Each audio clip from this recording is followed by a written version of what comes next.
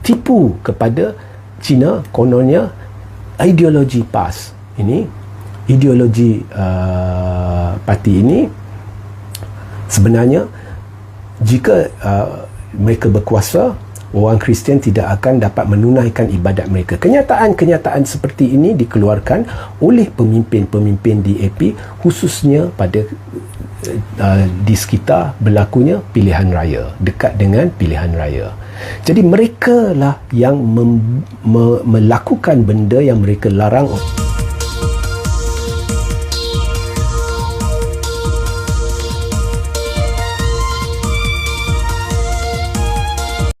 Tekan butang subscribe, like dan aktifkan lonceng. Baik, Assalamualaikum, salam sejahtera, salam GBN, salam Malaysia dan salam kuasa ketiga. Jadi jika audio jelas, bolehlah tolong maklumkan kepada saya.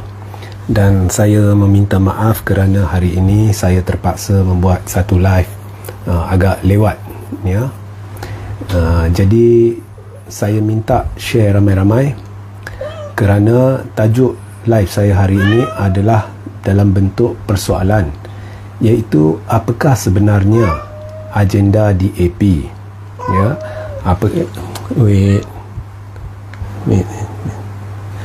Apakah sebenarnya agenda DAP yang secara konsisten, ya, sentiasa memusuhi Parti Melayu Islam yang terbesar yang ada pada bila-bila masa. Okey. Jadi dulu kalau anda lihat, Parti Melayu Islam yang terbesar dari sudut sokongan kekuatan adalah UMNO, ya. Dan sekarang Parti Melayu Islam yang dikira terbesar dari sudut sokongan pencapaian adalah PAS, ya, bukan lagi UMNO. Malah UMNO antara parti yang terlemah. Jadi dulu DAP bermusuh dengan UMNO dan pernah sekali dia cuba merapati PAS untuk dapat sokongan Melayu Islam. Kini bila PAS bertukar menjadi Parti Melayu Islam yang dikira terkuat, ya, dan terbesar, DAP sudah bermusuh dengan PAS dan berkawan dengan UMNO. Ya, okey. Jadi apa sebenarnya agenda DAP? Sebab bila kita lihat untuk berdekad lamanya, UMNO telah memberitahu kita bahawa DAP ini anti Melayu dan ada kalanya anti Islam. Dan sebenarnya saya setuju.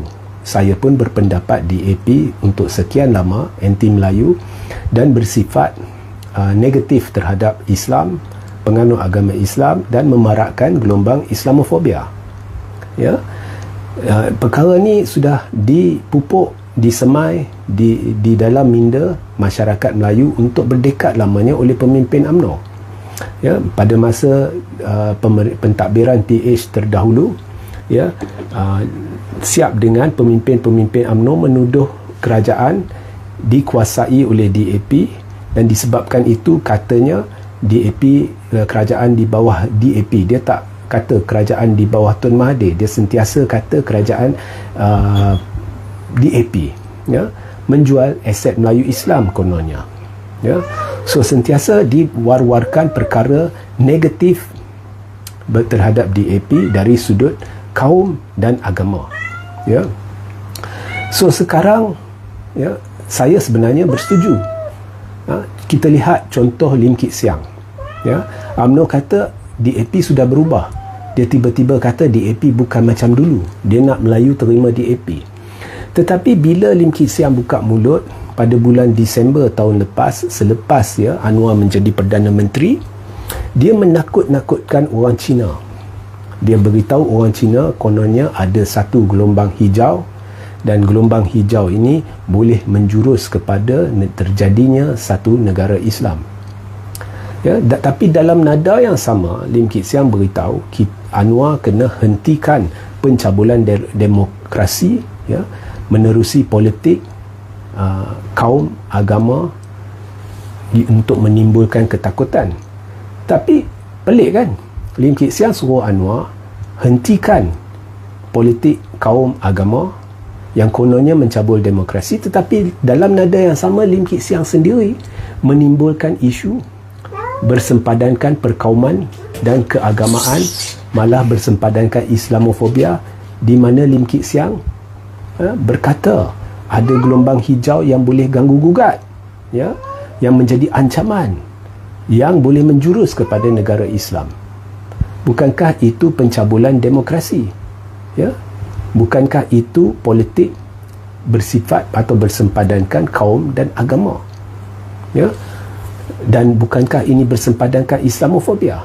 Mengapa persoal hak untuk memilih Perikatan Nasional? Ya, mengapa kaitkannya dengan satu ancaman keagamaan dan kaum? Jadi di sini kita lihat, ya, pihak dalam kerajaan sendiri, iaitu DAP, yang sedang memarakkan isu-isu. Maaf ya, ada gangguan. Saya dah beritahu, biasanya bila buat live tajuk-tajuk macam ni selalu ada gangguan. Okey, jadi pihak yang sedang memarakkan isu-isu 3R dengan cara yang sebenarnya dikira menghasut, dikira melanggar undang-undang adalah pihak dalam kerajaan sendiri. Mereka yang sebenarnya bersifat perkauman, mereka yang sebenarnya boleh disifatkan dalam keadaan tertentu pada hemat saya sebagai anti-Islam. Mereka yang sebenarnya memarakkan sentimen-sentimen yang bersempadankan Islamofobia. Dan mereka melakukannya kali ini dengan berganding bahu dengan UMNO. Pada masa Lim Kit Siang mengeluarkan kata-kata itu, siapa sekutu dia? Sekutu dia adalah UMNO. Ya?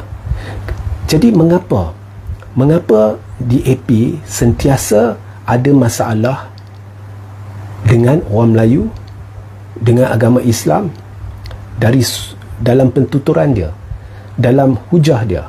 Mengapa selalu kaitkan orang Melayu, orang Islam, agama Islam dalam secara negatif?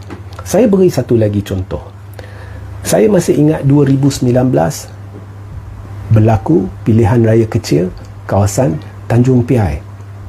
Tahu tak saudara-saudari, di Muar Johor ada satu ceramah yang diadakan dan anak Lim Kit Siang, iaitu Lim Guan Eng, berucap.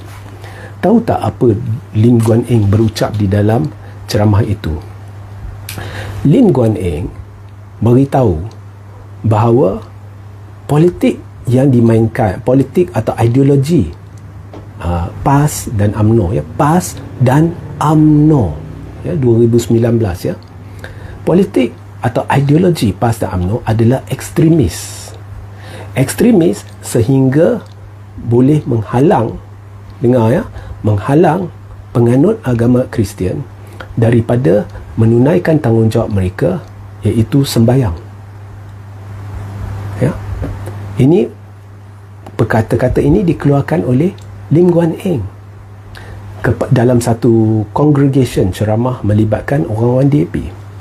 Tahu tak, saya ada buat laporan polis dan saya ada buat sidang media selepas itu, dan saya dimaklumkan pada ketika itu oleh pihak polis, ya, bahawa kes itu disiasat bawah Seksyen 502 Kanun Keseksaan. Sama ada benar atau tidak saya tak tahu, tapi itu yang saya dimaklumkan. Dan sama ada kes itu sudah di NFA kan, saya tidak tahu, tetapi sudah lama. Dan perangai saya tidak mencampuri sebarang urusan polis.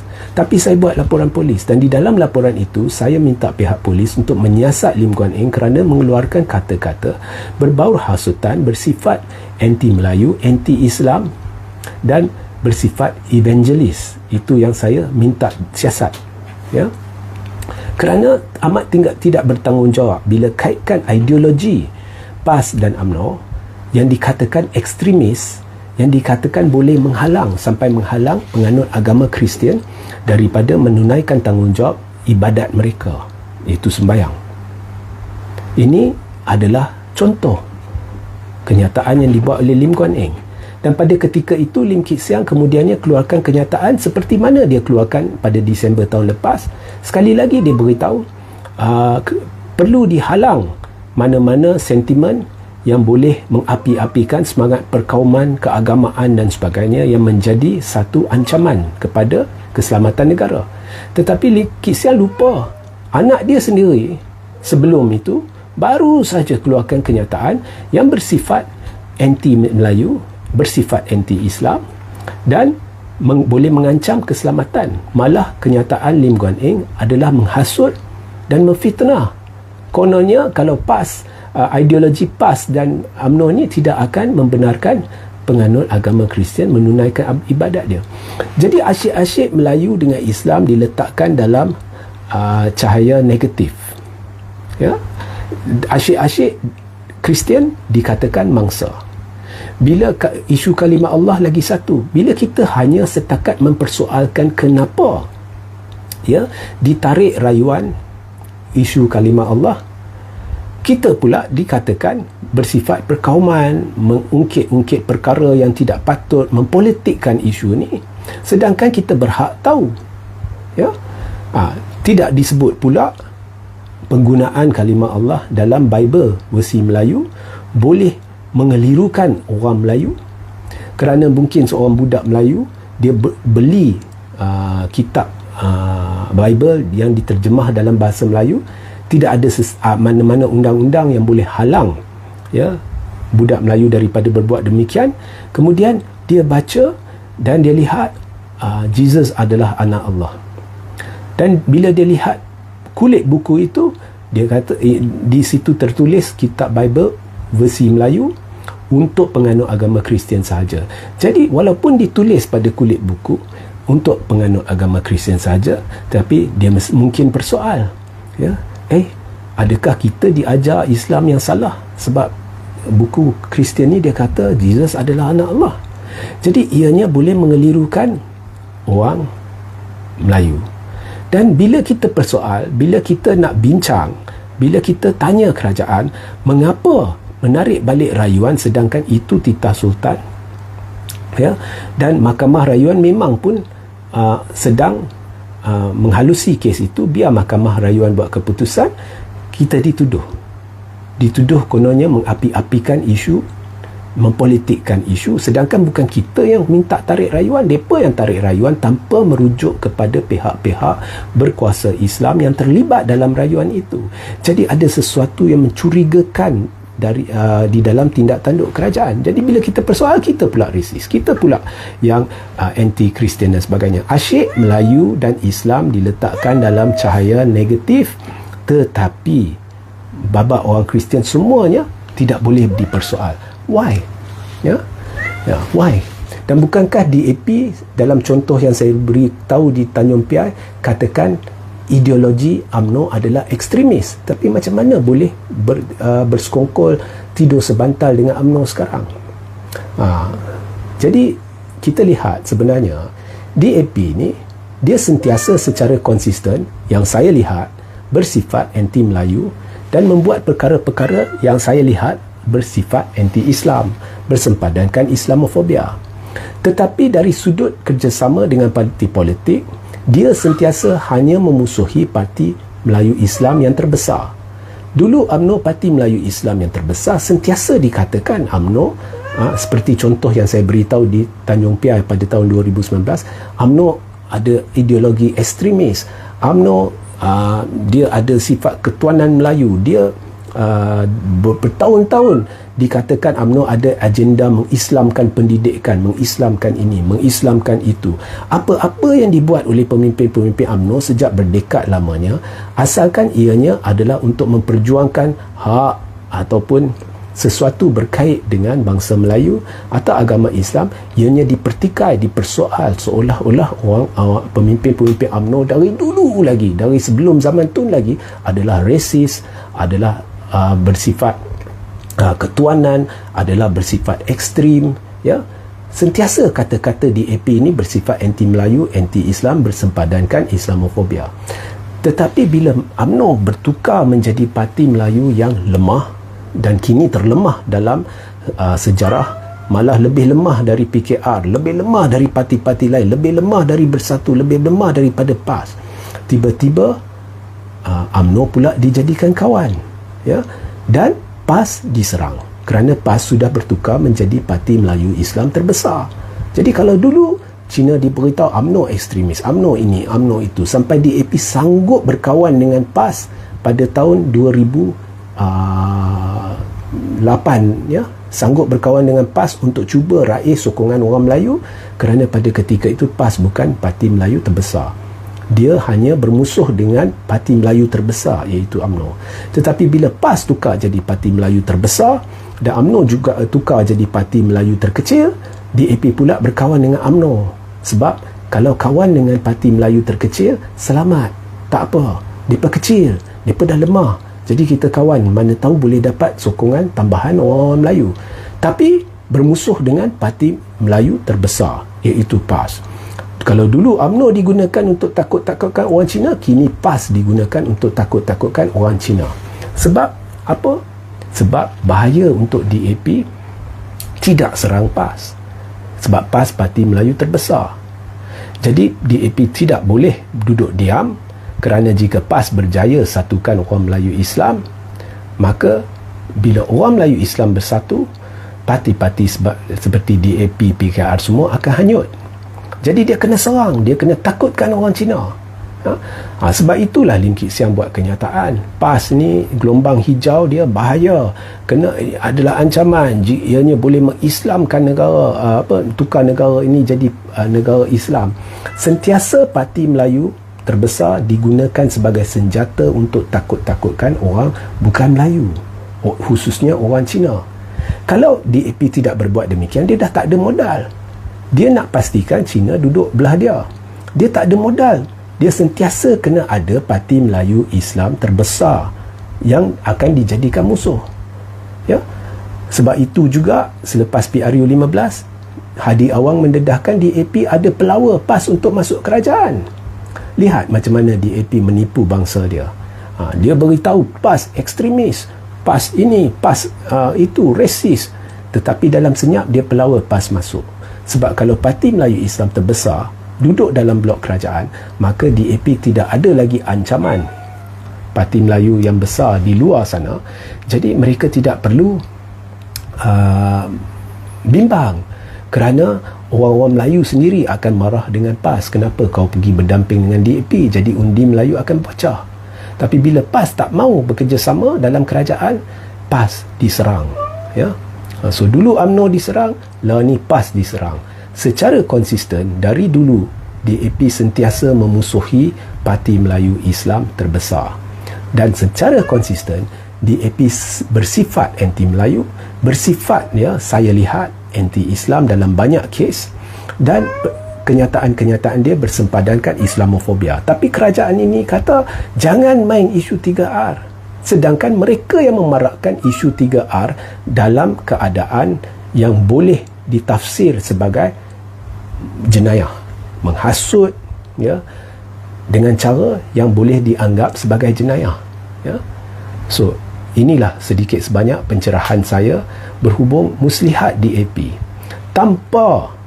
Tanpa pemusuhan dengan parti Melayu Islam terbesar, DAP tak ada modal, ya. Modal dia dalam pilihan raya secara konsisten, ya, secara konsisten adalah mengungkit-ungkit isu perkauman, isu keagamaan. Dia kata orang lain buat, tapi sebenarnya dia yang buat. Dia yang tuduh PAS ekstremis. Dia yang tipu kepada Cina, kononnya ideologi PAS ini, ideologi parti ini sebenarnya jika mereka berkuasa, orang Kristian tidak akan dapat menunaikan ibadat mereka. Kenyataan-kenyataan seperti ini dikeluarkan oleh pemimpin-pemimpin DAP, khususnya pada di sekitar berlakunya pilihan raya, dekat dengan pilihan raya. Jadi mereka lah yang melakukan benda yang mereka larang orang lain buat, dan jika orang lain buat, mereka akan tuduh resis. Contohnya jika Tun Mahathir membuat satu kenyataan berhubung perlembagaan dan tanah Melayu, Tun Mahathir is racist. Tun Mahathir sedang memarakkan isu perkauman, isu 3R. Ya, kalau seorang pemimpin contohnya daripada PAS membuat satu kenyataan berhubung hak orang Melayu ke ataupun agama Islam, dia racist, dia ekstremis. Oh, kita kena siasat, kita kena hentikan. Ini tak betul. Tetapi bila DAP buat, semua senyap. terang-terang secara terbuka dia tuduh orang dengan cara yang memfitnah, dengan cara yang menghasut supaya orang Cina takut, orang Cina benci terhadap parti Melayu terbesar. Ya. Dia kata kalau mereka ideologi mereka tidak membenarkan orang Kristian menunaikan ibadat, mereka selalu mempersoalkan kalimah Allah, mereka tidak ada hak, mereka resis, mereka ekstremis, bla bla bla. Sentiasa isu-isu bersempadankan perkauman, keagamaan dan Islamofobia, sentiasa meletakkan Melayu dan Islam di dalam cahaya negatif, dan sentiasa memastikan bangsa lain, orang Kristian khususnya, tidak diganggu, tidak dilihat dalam menerusi kacamata negatif, sentiasa memelihara bangsa mereka. Itulah Muslihat DAP. Sehingga kita berjumpa di lain masa. Assalamualaikum, salam sejahtera, salam GBN, salam Malaysia, salam kuasa ketiga.